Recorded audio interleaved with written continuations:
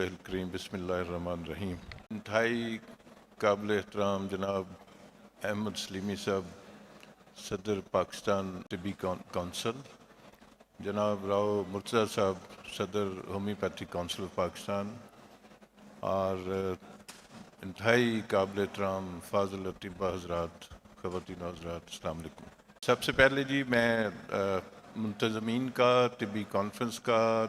سلیمی صاحب کا ذاتی طور پہ مشکور ہوں کہ وہ اس طرح کی جب بھی کوئی ایونٹ ہوتا ہے جہاں پہ ہمیں آپس میں بات کرنے کا، کچھ چیزوں کو کلیریفائی کرنے کی ضرورت ہوتی ہے تو یہ موقع فراہم کرتے ہیں، اور بہت ساری ایسی چیزیں ہیں جن کی وضاحت وقتاً فوقتاً ہوتے رہنا ضروری ہوتا ہے، تو اس موقع سے فائدہ اٹھاتے ہوئے ہم ایک دوسرے کے ساتھ انٹریکٹ کرتے ہیں جی۔ تو آرگنائزرز کا، طبی کونسل کا، اور ظاہر ہے طبی کانفرنس جو اس کے اسپانسر ہیں اس پروگرام کے، اور باقی سارے منتظمین کا بہت شکریہ۔ ایک ٹرم استعمال ہوتی ہے جی جب سیمینار، سمپوزیا، ورکشاپس، ٹریننگز ہو رہی ہوتی ہیں، اس میں ایک ٹرم استعمال ہوتی ہے میکسیمم برین ٹالرنس، کہ ایک جگہ پہ بیٹھے ہوئے آپ کا انسانی دماغ جو ہے کتنی دیر تک اس طرح کی علمی، ادبی اور تکنیکی گفتگو جو ہے اس کو ٹالریٹ کر سکتا ہے، ایبزارب کر سکتا ہے۔ تو میں سمجھتا ہوں کہ اس حساب سے یہ سیشن ہمارا کافی پرلانگ ہو گیا ہے۔ بہرحال وہ مینجمنٹ کی کچھ مجبوریاں ہوتی ہیں، اور میں سمجھتا ہوں کہ بڑے اچھے مقالہ جات پیش کیے گئے، بڑا نالجبل ساری پریزنٹیشن تھیں، اور ابو آل مولانا طارق جمیل صاحب کا جو خطاب تھا جس میں طب کے ساتھ ساتھ روحانیت کو اور نیچرلی ہمارا جو دین کی باتیں ہیں ان کو لنک کیا گیا، وہ انتہائی قابل قدر اور بہت مفید تھیں۔ میرا چونکہ اس ادارے سے تعلق ہے جو صحت کے معاملات میں جو لوگ پریکٹس کرتے ہیں، چاہے وہ طب کی پریکٹس ہو، چاہے وہ ہومیوپیتھی کی پریکٹس ہو یا ایلوپیتھی کی پریکٹس ہو، ان پریکٹسز کو ریگولیٹ کرتا ہے، تو میں اپنی گفتگو مختصر جو ہے اسی کے اوپر بیس کروں گا۔ بہت کوئی ٹیکنیکل یا اس طرح کی پریزنٹیشن یا میں بات نہیں کروں گا۔ میں یہ بتانا سمجھتا ہوں ضروری، ہمارے جتنے بھی شعبہ ہے زندگی ہیں، یا خاص طور پہ علاج معالجے کی جو سہولتیں ہیں، ان کو تین پہلوؤں سے دیکھا جا سکتا ہے۔ ایک اس کا لیگل پہلو ہے، دوسرا اس کا ایتھیکل پہلو ہے یا اخلاقی پہلو آپ کہہ سکتے ہیں، اور تیسرا اس کا ٹیکنیکل یا تکنیکی پہلو ہے۔ اب جو لیگل پہلو ہے وہ ہمارا جو اسلامی جمہوریہ پاکستان کا جو آئین ہے، جو کانسٹیٹیوشن ہے، کانسٹیٹیوشن بنانے والے تو چاہے اس کی تکریم کریں یا نہ کریں، ہم جو لوگ اور آپ لوگ جو سبجیکٹ آف سٹیٹس ہیں، ان کی ذمہ داری ہے کہ اس کانسٹیٹیوشن کے اندر جو چیزیں پرووائڈڈ ہیں ان کے اوپر عمل درآمد کریں، اور اگر نہیں کریں تو وہ قابل گرفت ہو جاتی ہیں۔ اب اس کانسٹیٹیوشن میں جو چیزیں دی گئی ہیں، میں خاص طور پہ جو صحت کے اور صحت کی سہولیات کے جو پیرامیٹرز ہیں یا جو پہلو ہیں اسی پہ فوکس کروں گا۔ اس کانسٹیٹیوشن میں جو چیز دی گئی ہے وہ پروفیشن کی ریگولیشن ہے، مختلف پروفیشنز کی ریگولیشن۔ اب جو کانسٹیٹیوشن ہے اس کے تحت فیڈریشن جو ہے یا فیڈرل گورنمنٹ جو ہے وہ ذمہ دار ہے پروفیشنز کو ریگولیٹ کرنے کی، اور اس پروفیشن کو ریگولیٹ کرنے کے کچھ قواعد و ضوابط فیڈرل لیول پہ طے ہوتے ہیں، جن کے تحت کونسلز بنی ہیں، اور ان کونسلز میں Pakistan medical and dental council کے ساتھ ساتھ باقی جو کونسلز ہیں، نیشنل کونسل فار طب، national council for homeopathy, pharmacy council Pakistan, nursing council Pakistan, nursing council, اور ابھی ریسنٹلی ایک اور کونسل ایمرج ہوئی ہے، council for allied health professionals. تو ان کونسلز کے تھرو مختلف پروفیشن جو ہیں وہ ریگولیٹ ہوتے ہیں، اور بنیادی ذمہ داری ان کونسلز کی یہ ہے کہ کسی ایک پروفیشن کو اڈاپٹ کرنے کے لیے، پریکٹس کرنے کے لیے کیا کیا ضابطۂ کار ہیں جو فیڈرل لیول پہ ہوں گے، اور کیا چیزیں ہیں جو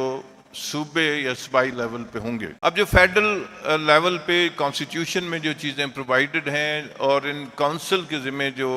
کام ہیں یا جو اختیارات ہیں وہ یہ ہیں جی کہ مختلف پروفیشن، چاہے وہ میں فوکس کروں گا جی جو علاج معالجہ سے متعلق پروفیشنز ہیں، باقی تو ظاہر ہے لا ہے، ایجوکیشن ہے، انجینئرنگ ہے، باقی ساری چیزیں ان کی ذکر یہاں نہیں ہوگا. تو جو علاج معالجے سے متعلق جو قاعدے ضوابط ہیں ان میں ان کونسل کی ذمہ داری ہے by virtue of that constitution کہ وہ مختلف طریقہ کار جو علاج کے طریقہ علاج ہیں ان کے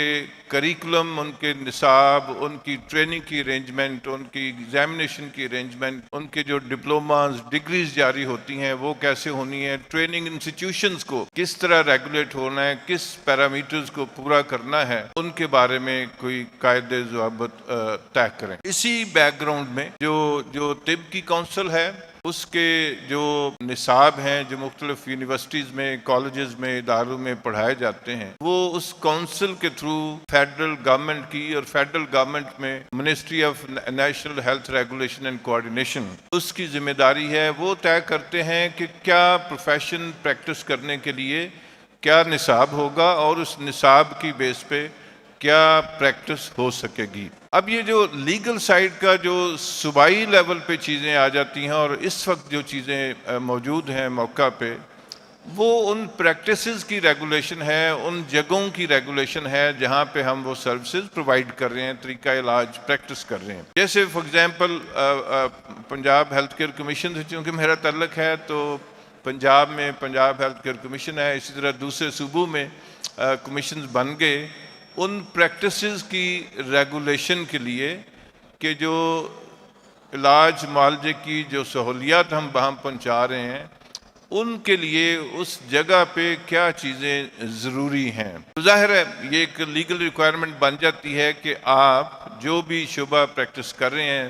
خاص طور پہ طب کی میں بات کروں گا، طب کا جو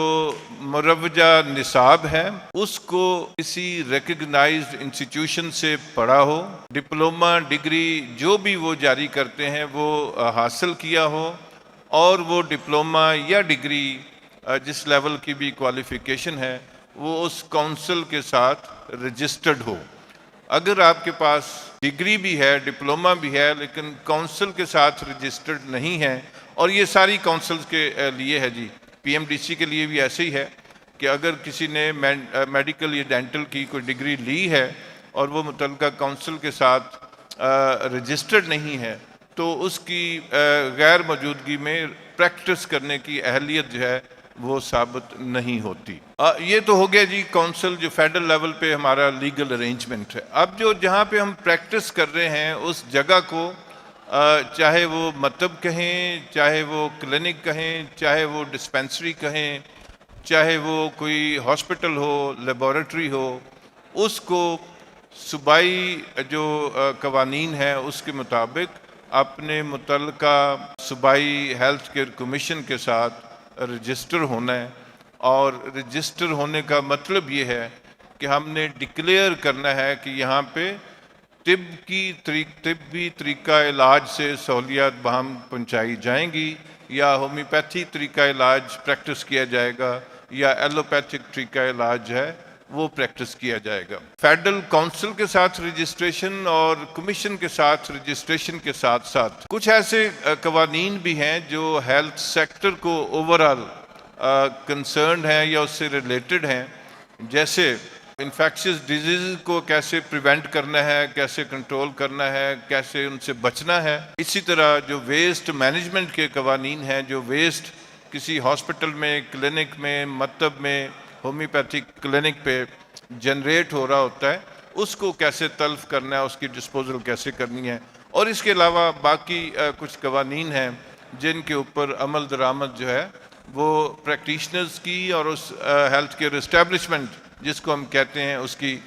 ذمہ داری بن جاتی ہے جی.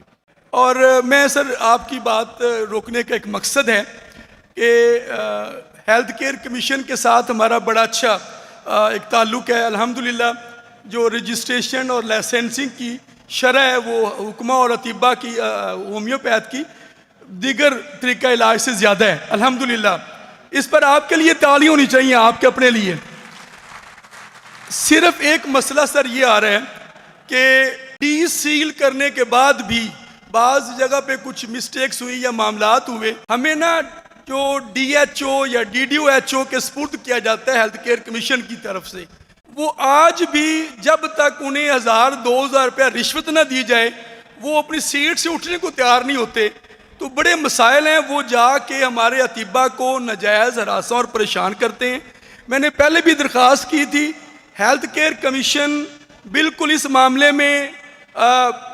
صحیح ٹریننگ کرتا ہے، لوگوں کے پاس جاتا ہے، وہ صحیح طرح پہ ڈیل کر رہا ہوتا ہے، مگر جیسے ہی دوسرے ہیلتھ ڈپارٹمنٹ کے یا دوسرے ڈپارٹمنٹ کے لوگ آتے ہیں وہاں پہ خرابیاں ہونی شروع ہو جاتی ہیں۔ بہت ساری ایگزامپل میرے دوست بیٹھے ہوئے ہیں سمندری سے، افتخار صاحب، یہ ہیلتھ کیئر کمیشن کی ٹیم 3 دفعہ گئی، کوئی مسئلہ نہیں ہے، انہوں نے کلیئر کر دیا۔ ڈی ڈی او ایچ یا ڈی ایچ او کی ٹیم آتی ہے، وہ کوئی نہ کوئی خرابی کرتی ہے، پھر جاتے ہوئے کہتی ہے جی میں پولیس والی نہیں کہتے اسی جائیے پھر ان جائیے، تو وہ افتخار صاحب بھی کہتے ہیں جی جانا نہ جاؤ بہنا تو بہ جاؤ۔ تو سر یہ آپ بات سمجھتے ہیں، میری ریکویسٹ ہے اس معاملے میں ہیلتھ کیئر کمیشن میں ذرا کلیپنگ اور توجہ سر۔ بہت شکریہ سلیمی صاحب، ایک بڑے برننگ ایشو کی طرف آپ نے توجہ دلائی، اور ظاہر ہے آپ نے سامعین کو بھی خوش کرنا ہے اور ہمیں بھی ساتھ ساتھ رکھنا ہے۔ میں واضح کر دوں جی کہ سلیمی صاحب کے ساتھ اور نیشنل کونسل فار طب اور فار دیٹ میٹر دوسری جو کونسلز ہیں یا پروفیشنز ہیں، کمیشن کو بنے ہوئے تو شاید ابھی 10 سال ہوئے ہیں، لیکن میرا سلیمی صاحب سے ذاتی یا کونسل کے ساتھ پرسنل جو انٹریکشن یا ریلیشن شپ یا تعلق ہے وہ کوئی 2-4 برس کی بات نہیں، یہ کم از کم 2 ڈیکیڈ کا قصہ ہے۔ تو ہم ایک دوسرے کو اپنے جو بھی ہمارے کنسرنز ہیں وہ شیئر کرتے رہتے ہیں، ان سے بات کرتے رہتے ہیں۔ جو فوری طور پہ سلیمی صاحب نے جس معاملے کو ریز کیا اس کے لیے میں ایکسپلین بھی کر دیتا ہوں، لیکن ظاہر ہے وہ یہاں پہ تو اس پہ ڈیبیٹ ہو سکتی ہے، لمبا ہو سکتا ہے۔ تو میری سلیمی صاحب سے اور اسی طرح راؤ صاحب سے بھی ہماری ملاقاتیں رہتی ہیں، ٹیکنیکل ایڈوائزری کمیٹی جس کا یہاں پہ سلائیڈ بھی دکھائی جا رہی ہے، دونوں حضرات ممبر ہیں، اور اس طرح کے معاملات ہم چھوٹی میٹنگز میں جو کمیشن کی سینئر مینجمنٹ کے ساتھ میٹنگ ہے اور ٹیکنیکل ایڈوائزری کمیٹی کی میٹنگ ہے، ان جو حضرات ہیں ہمارے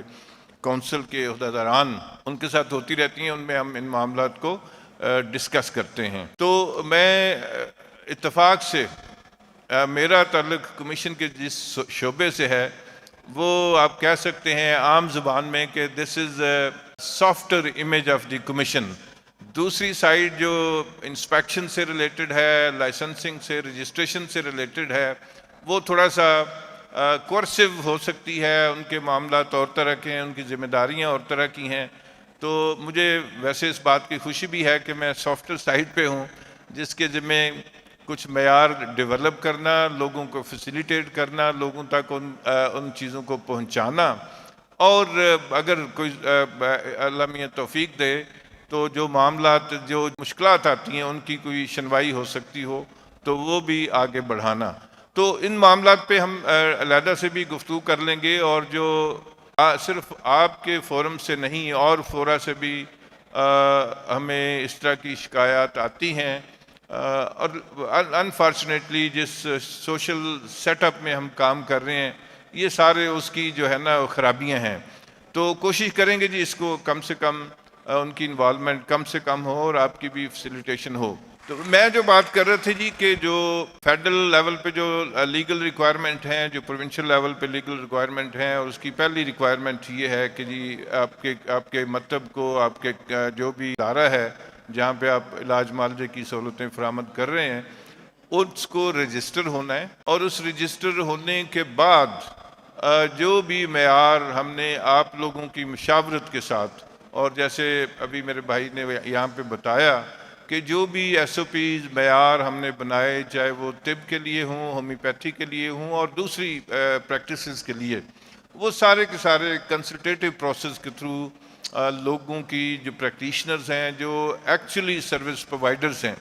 ان کی مشاورت سے، ان سے کنسلٹیشن کے تھرو بنائے۔ اس کو بھی ہم